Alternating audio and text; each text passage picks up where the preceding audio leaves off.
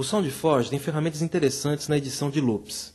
Loop é uma parte do arquivo ou arquivo total tocado repetidamente para transformar-se numa coisa maior.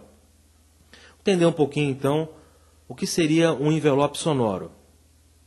O envelope sonoro, essa região aqui determinada, é dividida em 4 pedaços. O ataque, que seria a entrada, o decay, que seria a permanência, o sustain, que seria a sustentação da nota, e o release, que seria o tempo total dessa nota. Geralmente a parte de sustain, a sustentação, é transformada em loop para aumentar a duração do som. Porém, às vezes é necessário criar um segundo loop mais à frente do arquivo, pois isso permite criar sons mais complexos, como, por exemplo, um acorde de um piano com o pedal de sustentação pressionado. Ok? Bom, eu vou selecionar aqui essa primeira parte desse arquivo. Vamos ouvir esse arquivo. Vou selecionar aqui esse primeiro bumbo e vou aqui em Special, Insert Loop, Sample Loop, ou L no teclado. Insert Sample Loop.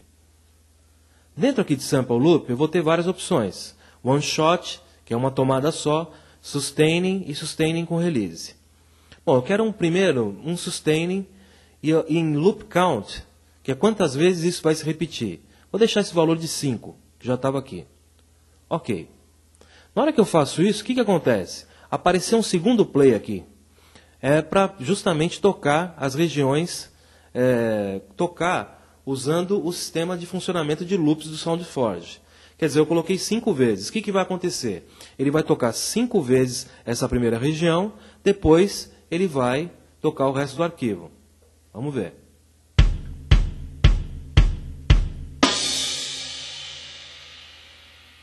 Ok.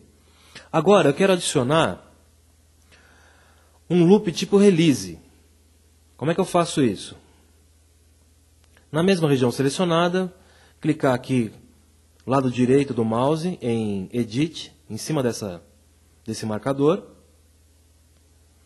Sustaining com Release. E eu quero também 5 vezes. Para revelar esse marcador, eu vou puxar ele aqui. O que aconteceu agora? Eu tenho aqui 2 loops dentro desse pedaço de arquivo. Eu tenho 5 repetições do tipo release, 5 repetições do tipo sustain, depois ele vai tocar. Vamos ver.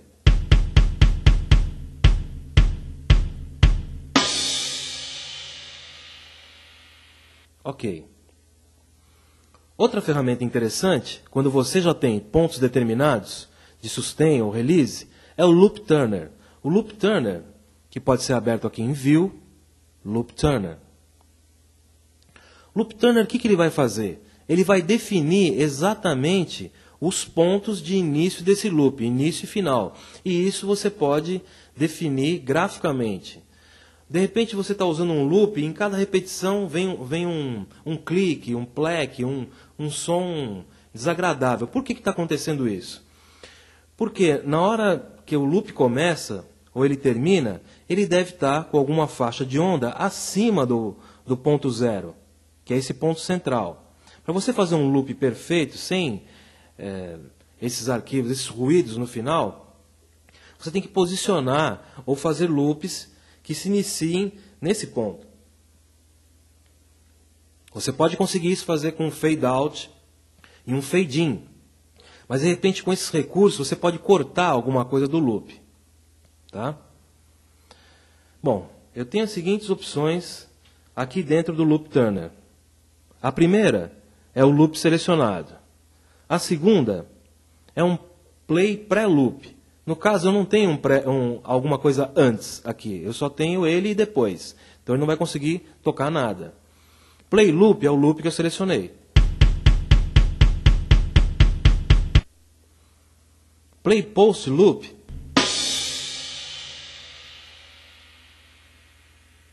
é o loop depois dele. Ok? Ele está tomando como referência o loop tipo release que eu fiz.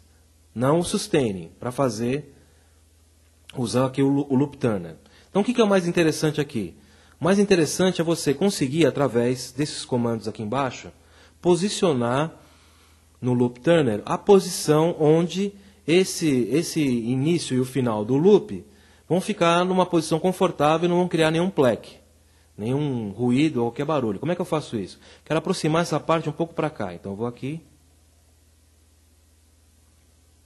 e vou deixar mais preciso ainda esse loop.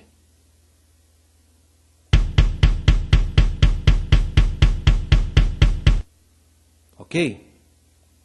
Então, é dessa maneira que você pode, dentro de um arquivo de áudio, criar loops tipo sustain, release, que você pode usar mais tarde em outros programas.